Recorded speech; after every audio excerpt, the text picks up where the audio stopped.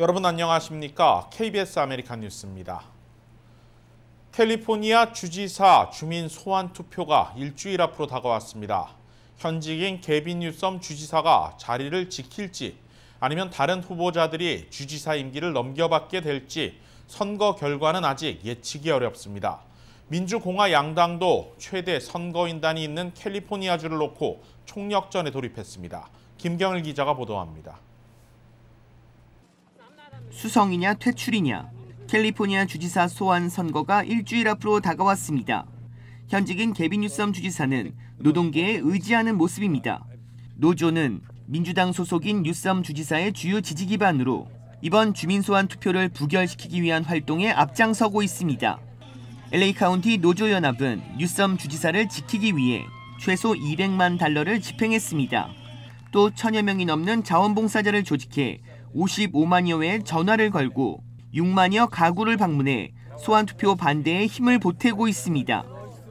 뉴섬 주지사는 유권자에게 기후변화와 이민 등은 민주당이어야 가능하다고 강조하며 캘리포니아주를 공화당에게 넘겨줘서는 안 된다고 강조했습니다. Trump was defeated in 2020, but Trumpism has not been defeated in this country. We have a chance to defeat Trumpism on September 14th by voting no on this Republican. 뉴섬 주지사의 가장 강력한 대항마는 라디오 토크쇼로 대중적 인지도를 쌓은 공화당의 레리 엘더 후보입니다.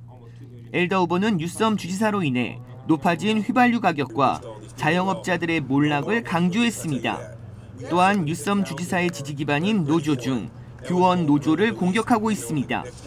LA 한인타운을 방문해 지지를 호소한 바 있는 엘더 후보는 뉴섬 주지사가 캘리포니아주의 학교 문을 닫으면서 백인에 비해 한인과 흑인, 라티노 학생들에게 더 부정적인 영향을 미쳤고 이는 뉴섬 주지사와 교원 노조 간 친밀한 관계 때문이라고 비판했습니다. It turned out the percentage of Asian Americans at UC Berkeley and UCLA went up almost 30%, which meant that they were being disadvantaged over less competent, less prepared black and brown students. It was not fair.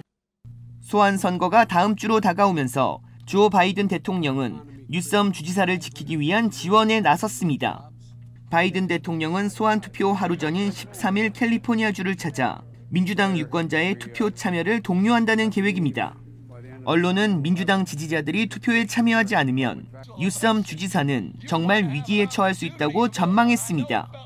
반면 캘리포니아주는 민주당 지지자가 많기 때문에 공화당 지지자가 얼마나 대규모로 투표에 참여하는지도 관건이라고 분석했습니다. KBS 뉴스 김경일입니다. 오늘 아침 한인타운에서 한 차량이 노숙자 밀집촌을 덮치는 사고가 발생해 4명이 다쳤습니다. 해당 지역은 타운에서 노숙자가 가장 많은 지역인데 노숙자 철거 법안이 시작된 지 채 일주일도 되지 않아 사고가 났습니다. 박시몬 기자가 취재했습니다. 한인타운 유가와 버즐입니다. 쓰레기 더미와 함께 있는 노숙자 텐트 앞으로 부서진 차량 한 대가 서 있습니다. 자동차의 앞유리는 완전히 부서졌으며 사고 차량은 거의 구부러진 모습입니다. 오늘 새벽 한인타운에서 일어난 교통사고 현장입니다. 이번 교통사고로 인해 노숙자를 포함한 4명이 부상을 입었습니다. 사고와 연루된 사람은 5명이었으나 이 중 1명은 부상을 입지 않았고 4명이 병원으로 옮겨졌으며 4명 모두 생명에는 지장이 없는 것으로 알려졌습니다. 사고 당시 자동차 2대가 충돌했는데 그중 한 대가 노숙자 텐트를 덮치며 안에 있던 노숙자가 사고 차량에 깔렸습니다. 신고를 받고 출동한 구조대원이 크레인을 이용해 차량을 들어올렸고 노숙자는 구조돼 병원으로 후송됐습니다. 노숙자의 텐트를 덮친 차량에는 3명의 남성이 탑승해 있었고 20대로 보이는 이들은 스스로 차량에서 빠져나와 병원으로 옮겨졌습니다.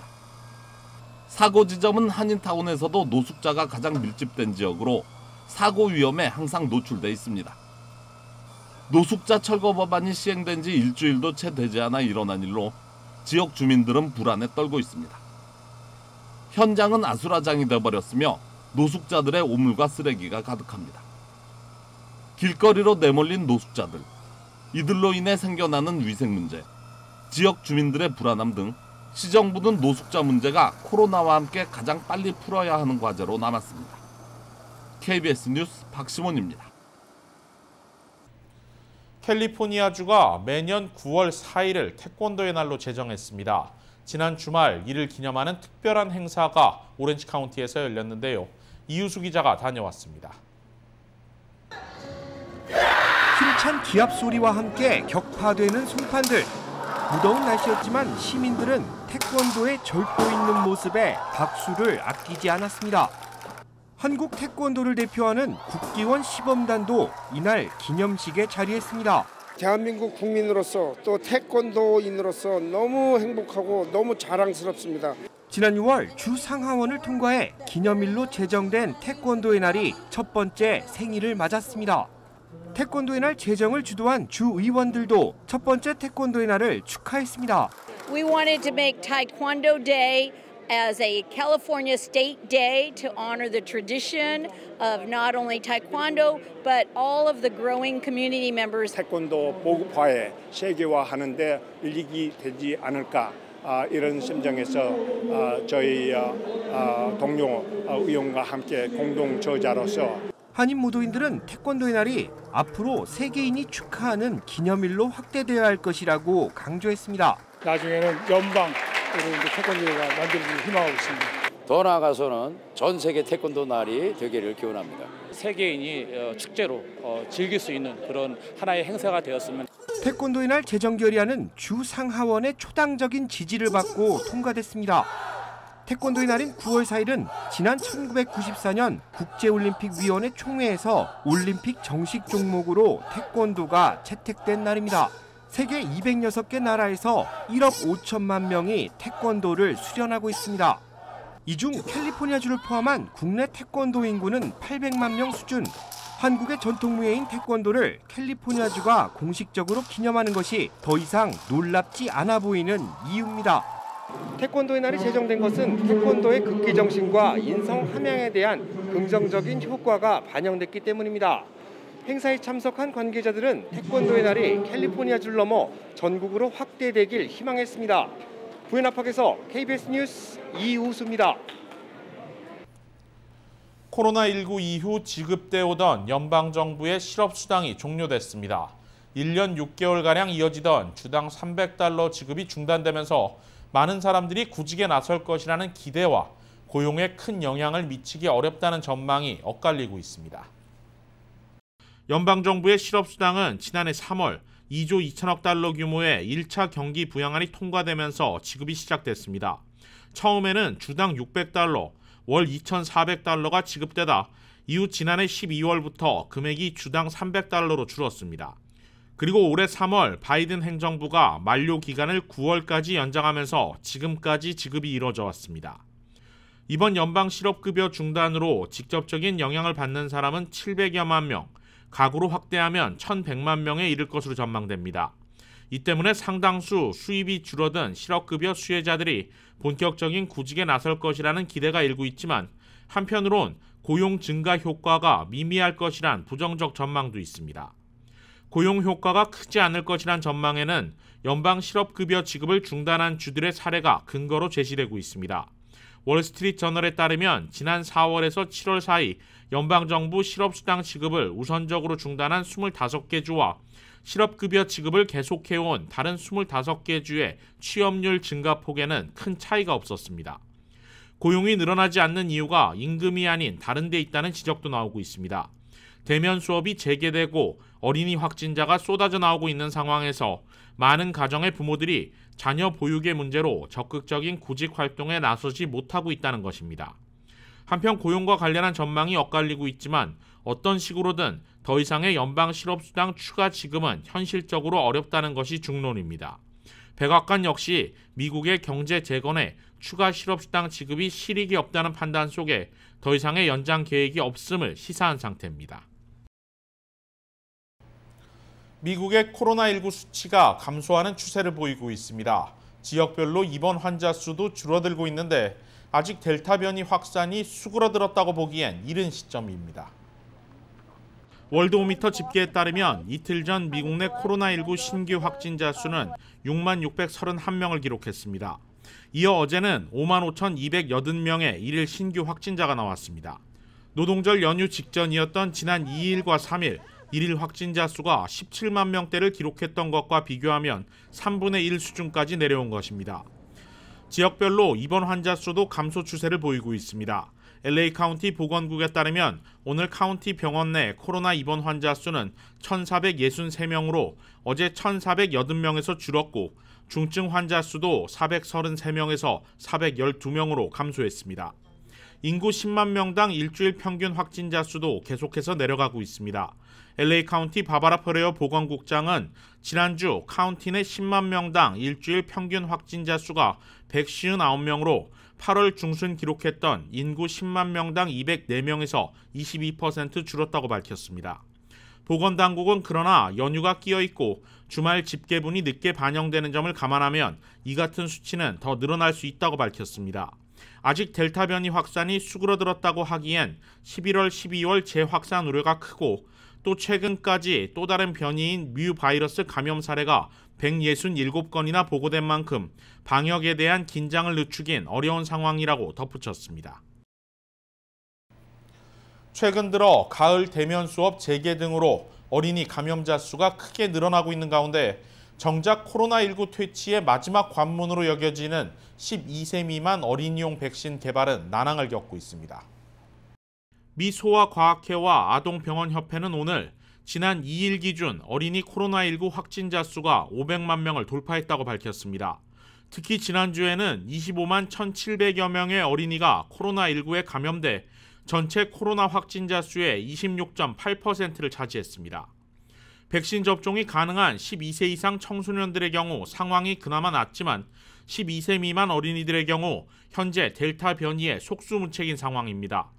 여기에 각 지역 교육부들이 가을 학기 대면 수업을 강행하고 있는 상황이라 어린이 확진자는 계속해서 늘어나고 있습니다.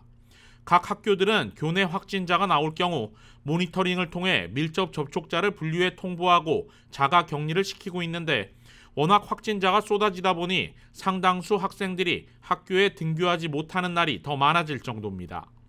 이런 가운데 어린이용 백신 승인은 더디게만 진행되고 있습니다. 현재 화이자는 올해 10월과 11월 사이, 모더나는 올해 말에서 내년 초 긴급 승인을 목표로 12세 이하 어린이들에 대한 3상 백신 임상시험을 진행 중입니다. 그런데 최근 식품의약국 FDA가 이 임상시험의 규모를 2배가량 늘리라고 주문한 상태입니다.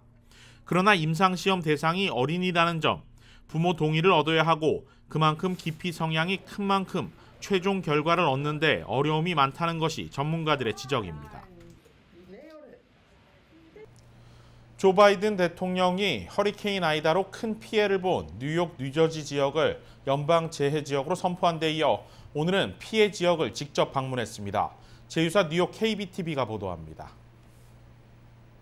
어제 백악관은 홈페이지를 통해 허리케인 아이다로 피해를 본 뉴저지 소재 6개 카운티와 뉴욕 소재 5개 카운티를 재해지역으로 선포했습니다. 이번 조치로 지원을 받는 지역은 뉴저지의 버겐, 글로스터, 미들섹스, 퍼세익, 소머셋과 뉴욕 브롱스, 킹스, 퀸즈, 리치몬드, 웨스트체스터 카운티 등입니다. 바이든 대통령은 오늘 오전 11시 JFK 국제공항에 도착해 뉴욕, 뉴저지 일원 피해 지역을 직접 방문하고 피해 및 복구 상황 점검에 나섰습니다. 이 과정에서 일부 카운티가 재해 선포 지역에 추가로 선정될 가능성도 제기되고 있습니다. 이에 연방정부는 이 지역에 임시 주거지를 비롯해 주택 수리 비용을 지원하고 보험 적용이 안 되는 자산 손실을 충당하기 위한 저금리 대출 등을 제공할 방침입니다. 또 뉴욕, 뉴저지 일원의 향후 폭풍우에 대비하기 위한 기반시설 강화를 위해 연방 지출을 승인하기로 했습니다. 또 연방재난관리청 FEMA에서는 집을 잃은 주민들의 긴급 식량과 치료비를 일부 지원하기 위해 각 500불을 지급한다고 발표했습니다. 이 지원금은 상환할 필요가 없는 보조금 형식이며 메디케어, 메디케이드 또는 사회보장 혜택의 적용 자격에 영향을 미치지 않습니다. 연방재난관리청은 루이지애나주에서는 이미 13만 1천여 명 이상이 이미 이 긴급지원금을 받았으며 수혜 자격을 생각하지 말고 일단 피해를 봤다면 즉각적인 구제를 위해 신청할 것을 강력히 권장했습니다. 한편 같은 시각 오늘 빌드블라지오 뉴욕시장은 추가적인 구호책을 발표했습니다. 먼저 일반적으로 파손된 집 구조물이나 업소시설 수리 시 내야 하는 공사 및 수리 허가비를 모두 면제하겠다고 말했습니다. 또 이재민을 위한 호텔 긴급 대피소를 운영하고 무료 시금 서비스와 적십자에서 제공하는 직불카드, 또 렌트비 보조금 제공 등을 언급했습니다. 한편 뉴욕 한인봉사센터 KCS에서는 뉴욕시 정부가 제공하는 허리케인 구호책 신청에 어려움을 겪는 한인들을 위해 접수를 돕고 있습니다. 앞서 이달 초 허리케인 아이다는 미 동북부에서 무려 68명이 넘는 사망자를 발생시켰는데 뉴저지에서만 최소 27명으로 가장 많았고 뉴욕시에서는 퀸즈에서만 11명을 포함해 최소 13명의 인명피해가 난 것으로 집계됐습니다. 뉴욕에서는 주 차원에서 무려 1,200채에 달하는 주택이 허리케인 피해를 본 것으로 집계됐으며 공공 인프라 시설에 발생한 피해는 5천만 달러 규모로 확인됐습니다. KBTV 뉴스 김은지입니다. 추석을 맞아 패창가 리조트 카지노가 한가위 이벤트를 실시합니다. 패창가 리조트 측은 오는 9월 10일과 24일 두 차례에 걸쳐 리조트를 방문하는 이용객들을 대상으로 모두 10만 달러의 상금 이벤트를 연다고 밝혔습니다. 각 이벤트 추첨일마다 105명을 추첨해 현금과 이지플레이 게임머니를 지급하는데 패창가 클럽 회원 등급에 따라 응모 기회가 더 많아집니다. 패창가 측은 또 9월 중 매주 화요일마다 최대 5,000달러의 이지플레이에 당첨될 수 있는 행운의 초롱불 이벤트도 실시한다고 밝혔습니다. KBS 아메리칸 뉴스는 시청자 여러분들의 소중한 제보를 기다립니다. 뉴스 마칩니다. 고맙습니다.